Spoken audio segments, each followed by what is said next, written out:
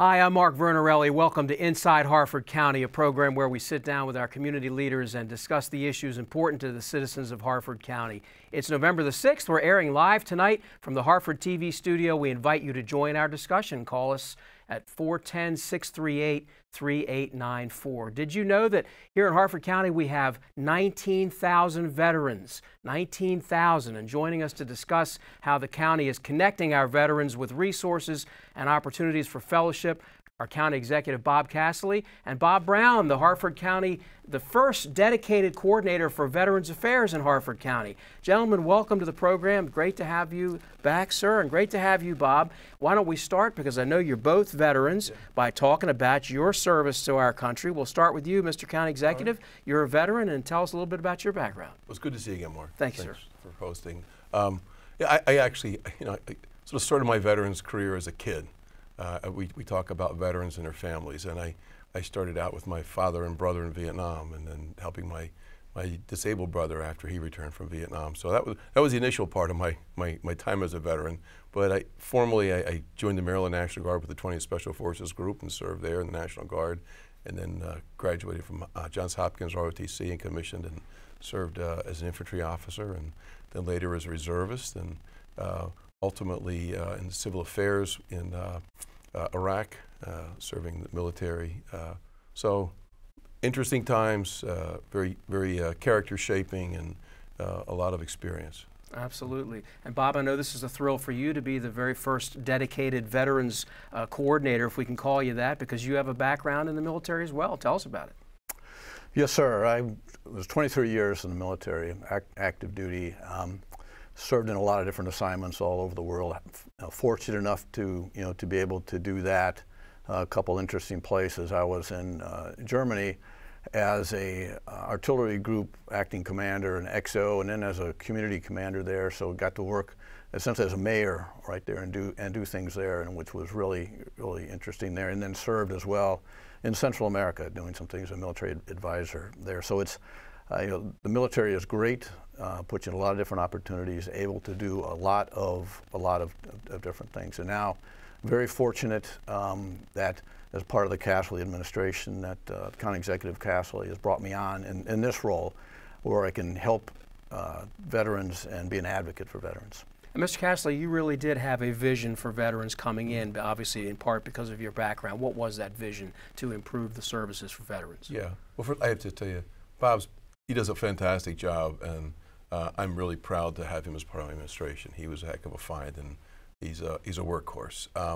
So, as a veteran serving with veteran service organizations, and I thought it was really important that we as a community leverage our 19,000 veterans to expose us to their honorable service and teach young folks what honorable public service is all about. And so I wanted to get those veteran stories out, their incredible stories of heroism and self-sacrifice, get those out into our schools, into our libraries, into the community, onto our airwaves. There's so many great skills that our veterans have, and making sure that our veterans have the jobs, the positions that they're eminently qualified for, and just really opening pathways for them in business and entrepreneurship and volunteers. Want to create a sense of fellowship among our veterans, particularly our younger veterans come back from the more recent wars, and those are troubling times. I know my own experience coming back from Iraq and being able to sit in rooms with guys from World War II and Vietnam. It's very comforting for veterans to be able to draw on those experiences and know the challenges you're having as a recently returned combat vet. Talk to the guy out of World War II, and you feel like, okay, we'll be okay. You survived even worse, and you're fine. So creating that kind of just fellowship, creating those contacts, and supporting the veterans events like our flag days and the like. We also important to provide our veterans with the resources that they need, their VA benefits, their housing assistance, a website to organize them. So we've got a lot to offer the vets, and they have a lot to offer us. And we want to make sure that all of those are taken into account, and we support all those efforts. Bob, what kind of calls do you get from veterans? I'm sure it runs the gamut, but what are your from what to what service calls do you get? I think you just it really does run the gamut. We get a lot on benefits and a lot on help for for claims, but also things such as eviction, homelessness, legal. Not too long ago, I got a call from a veteran saying, I've been trying to get help for 5 years. He said, for 5 years, I don't know where else to go. And that's what we get, a lot of roadblocks. I don't know where else to go. I'm going to call the county, and maybe the county can help me. And we talked, and I said, what is it? And he said, I can't get this claim through. I don't know why it's not working. So we talked after a while, and was able to call some people in the VA, and within 2 weeks, he had a check for almost $45,000. Wow. Back pay, and those kind of things are the good stories. Another one very recently, I got a call on a Friday night, and it was somebody who's being evicted. It's rainy, it's cold, it's a Friday night, and he's saying, I'm being evicted, I need money, I'm going to be out on the street. So I talked with him, talked with some other people, and our community services and housing is fantastic. Talked with them and said, okay, here are some things that maybe we can do. And then, as the County Executive Cassilly said, working with veteran service organizations, I called one of them, the Disabled American Veterans, and they held a meeting on the phone late at night, and were able to cut him a check that we took in, and that kept that person going. So it kept them off, from being evicted, kept him in housing for them. So those kind of things are really are good, that we get those types of calls. Now, not everything works out quite that well, but at any given day, I'm receiving calls, and we're trying to help people. And how do we work together to make this work within the county with the different veterans?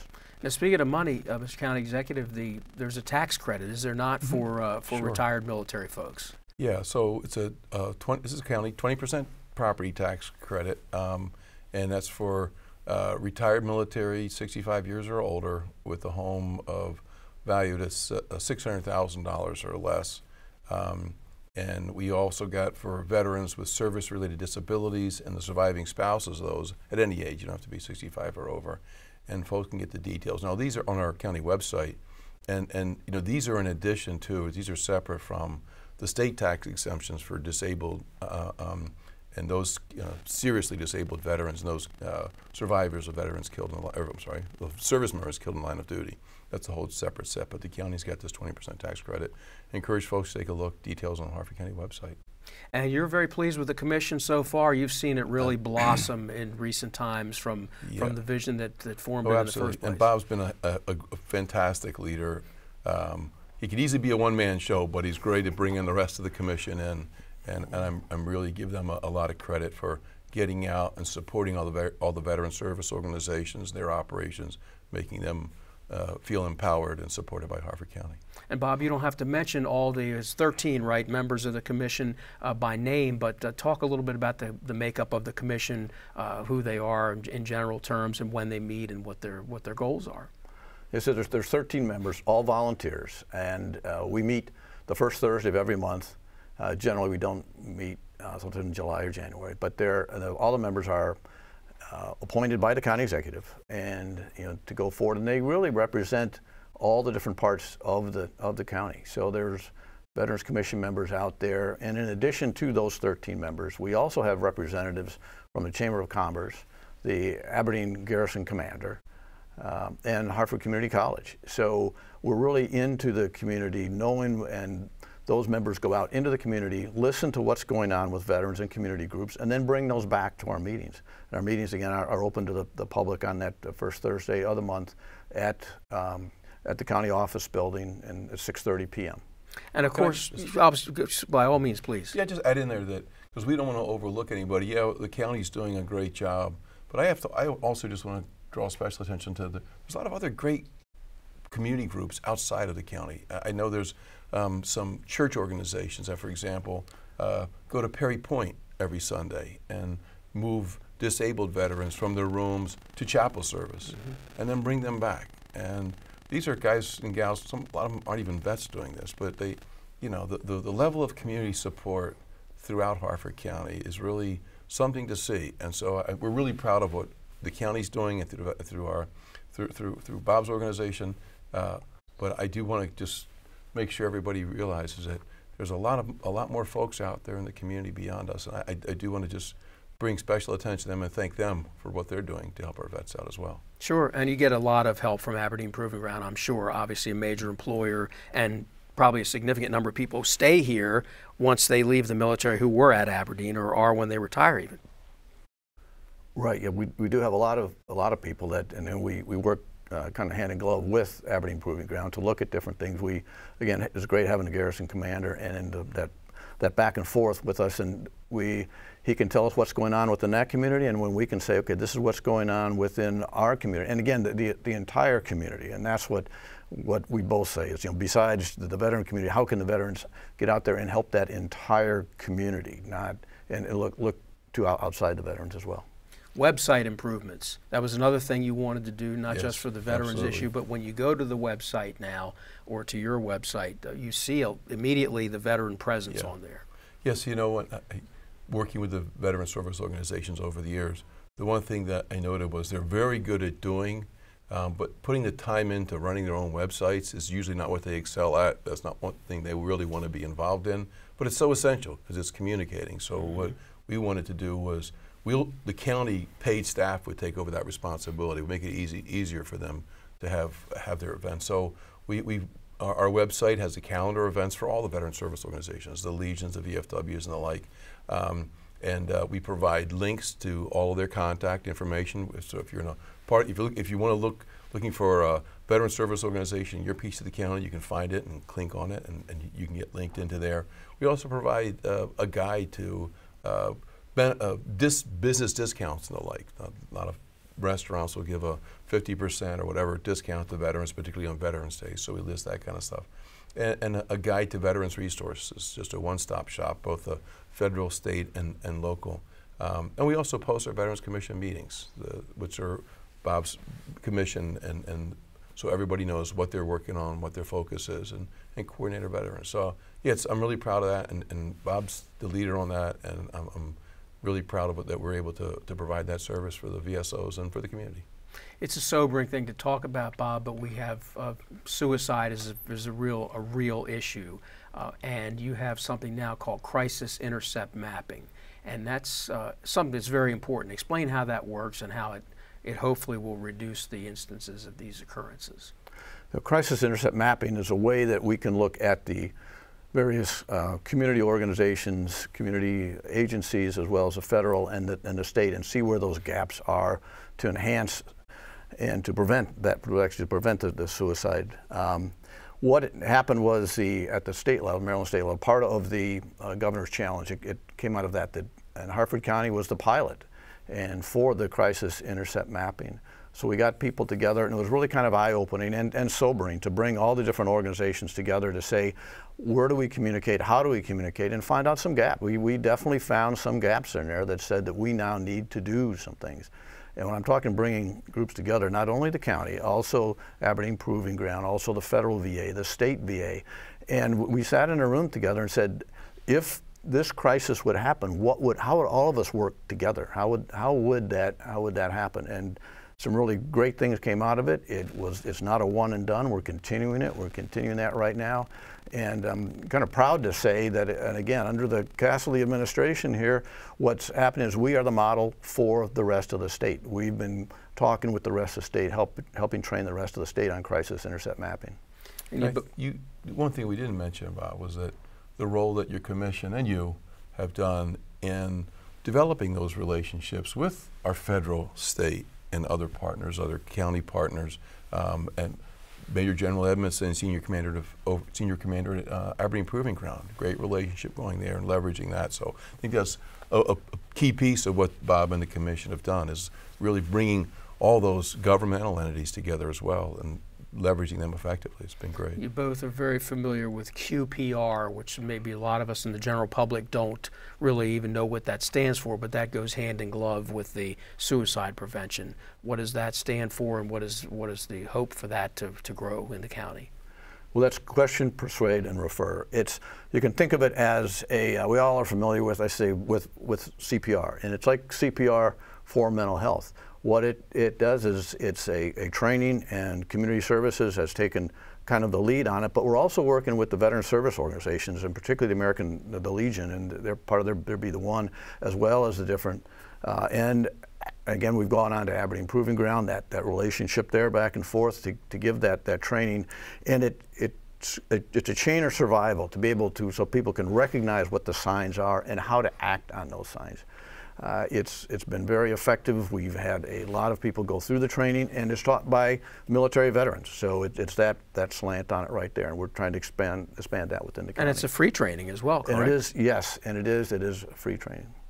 What you've done, one thing on the website, which I personally think is great, is the photo gallery of honor. And you know, you drive through small town America now and you see these banners on the light posts with the pictures of even the older veterans from the older wars, and you kind of have taken that to the website now. Tell us how that works, the photo gallery of honor. And I appreciate your analogy to the veterans banners on the web, on the light posts coming through town. It's an electronic version of that. It's really a way for our community to thank veterans. That veterans and their family members can take a picture of your loved one, preferably in uniform. That's always nicer, and send that in, and brief information about their service. And then we post those snippets about the veteran and their background on our web page, but also on social media. And it really elicits an outpouring of public support, so I encourage folks to do that. You got Veterans Days coming up on the 11th, so get your loved one's photo to us and a little bit of a bio about them, and we'll publish it. And people love that. People love to recognize their loved ones, but also total strangers. Absolutely. They just get the biggest kick out of that. Yeah. How about Operation Greenlight, Bob? That's something that seems fairly recent. You hear a lot about it now. What does that involve here in Harford County? Well, Operation Greenlight is we're asking different businesses and individuals, and in the county government buildings right now they're lit up in green. Harford Community College has the green, and what that is, that's to shine a light for veterans. That is the way to raise awareness, and it's just to show that veterans are seen, heard, and appreciated. And one of the things it also does is it shows that these are organizations, where these green lights are, that will help veterans. A lot of time you mentioned earlier that the suicide and suicide awareness, it's bringing some of those issues to the forefront, that people can see that. And so we encourage everybody to shine it, or to put out at least one green light, even if you're at home, do it that way. Resource fairs are good for any group of people, but particularly for veterans. What's your hope and vision for the next resource fair, and when's that going to happen? Well, we just finished this year's resource fair. It was a record turnout. It was great. It was at the Armory, the Record Armory on Main Street in Bel Air, and I was very delighted to see the turnout. It brings together, it's an opportunity for veterans and active duty military and their families to come out and provide them with resources and on their benefits, their veterans benefits, their claims, health, wellness benefits and services, job opportunities even. And camaraderie. We had Mission Barbecue provided lunch this year. It was obviously always a great hit. We had Major General Edmondson, the Aberdeen Proving Ground Senior Commander, came out and spoke and joined us. So we'll be doing this again next year. I don't think we have a date reserved yet, do we? We're looking at Veterans Day weekend. Okay. So, but it's a great opportunity. We actually bring in the folks to process veterans' claims, so they don't have to beat their head against the telephone or the computer and come out and talk. So very popular. We got a lot of positive feedback from the community, and we'll undoubtedly come back again next year and hopefully bigger and better. That's great. Bob, what's the overview of veterans service organizations in Harford County? I know there are a lot, but probably more than people realize, especially people who aren't veterans. There's about 16, 17 of the major veteran service organizations within Harford County, and they do a lot. They are out there. We have everything from the Marine Corps League, which is currently doing the Toys for Tots. They're collecting, other organizations are collecting food. They're doing things, again, within the community. I think some people think of veteran service organizations as Veterans Helping Veterans, when really what they're doing in a lot of ways is they're helping, they're going out into the community. MOA is doing a poster contest for working with the school system to recognize and to kind of within the schools to say, here are things that veterans do, to do this poster and essay contest that they're doing there. I mentioned claims. Different organizations are helping with claims. And a lot of times it's a place for a veteran. We talked about transitioning, coming back. It's a good place to learn what is available within for a veteran coming back, and for family members. I can't stress that enough, because sometimes it's the family members that maybe the veteran doesn't want to go, but the family member will say, I have, my spouse needs some help, my son, my father needs some help, and how can you do that? And the veteran service organizations are a great place to do it. And also, they have halls, rental halls that they rent out. So it's, in many cases, I'd say it's an untapped resource. They have a lot, and that's, go on our website, you can see those and get more information. At the county level, you get calls that you don't necessarily have to refer them all to the commission.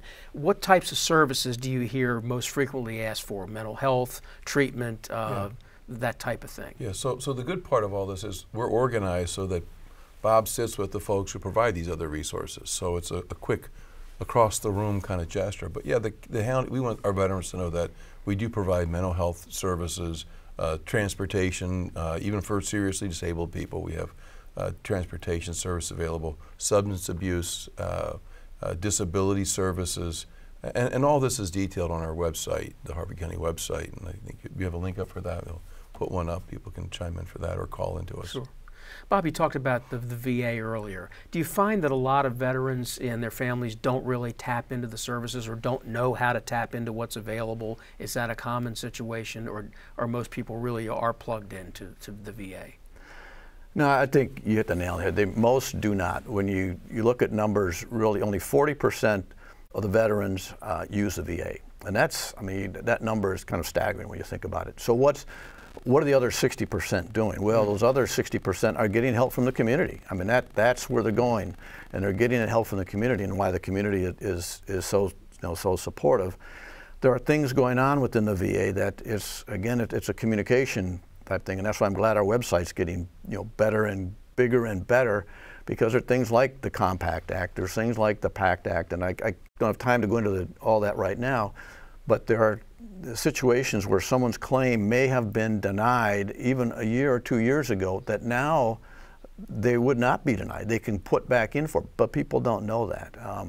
There's the va.gov website. Go on there, a lot of icons. It's really good. They can go through that, as well as, of course, the Veterans Commission and the veterans.maryland.gov, the site there for within the Maryland VA. And those are two different VAs that cover different areas. So, yeah, they need to get in more. A lot of information out there. You both transitioned from the military to non-military roles.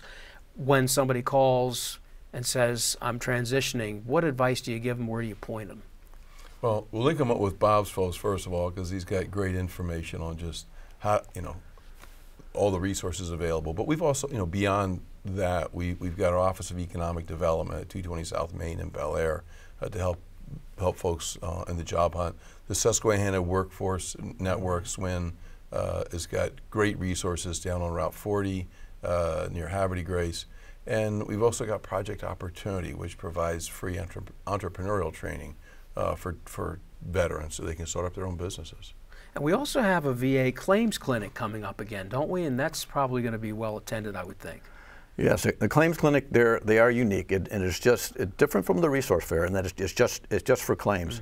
And that's coming up on the 14th of August for next year, and it'll be at the Edgewood Rec Center there to sign up. And I say it's unique because someone can go in with nothing more than I call it a box of stuff, and have their claim looked at.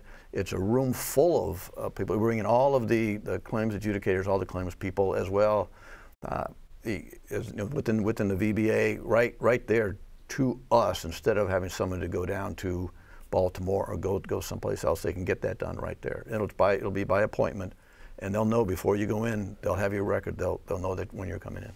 I can remember like it was yesterday, and I don't want to say how many decades ago it's been, sitting in the late Aberdeen Mayor George Engelson's diner on Route 40 with my parents, who were both military officers, and hearing my father say, got to take care of the veterans, got to take care of the veterans. And this was in a day long before internet and web-based things, but it seems like now we have really ramped up what's available online, which is the fastest way for people to get services. You're probably very happy with the way the website has come out. Yeah, I mean, we're in that day and age where communication is cheap and accurate, and we're taking advantage of that. We've got our Harford County website. It's harfordcountymd.gov/veterans. Encourage folks to take a look at that. Also, you can contact Bob Brown directly by his email or phone, and we're excited and happy to deal with questions and we want our veterans to succeed. Bob, this is a dream job for you, I'm sure. It keeps you plugged in and lets you do something to help people who really are close to your heart. I'm sure you're happy to be here. Yeah, very, very happy, and I'm very thankful to the county executive for bringing me on again. This is, I love it. I love the job.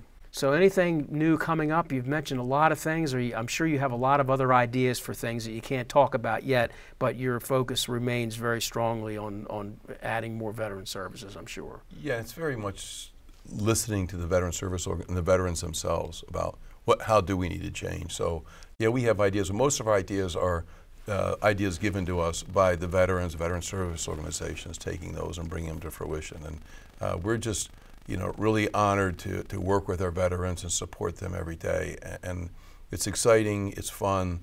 It's fun for the whole community. It's great for the whole community. You said earlier at the start of the program how the stories, the experience these veterans have to offer should be inspirational throughout the community. And it's the kind of stories and experiences that the young folks need to hear today. They're positive. They're very much what America is all about. And I really encourage folks to become involved and get out to the various Memorial Day celebrations, veteran celebrations, and the like. Because bring your kids out and let them see some of these heroes and hear them talk. And it's builds character. I want to thank both of you gentlemen, not just for being here tonight, but for your service to our country and for your continued commitment to Veterans Affairs. And it seems like you've done a great job, and we thank you both very much for that. Don't forget Veterans Day, November 11th. Thank you.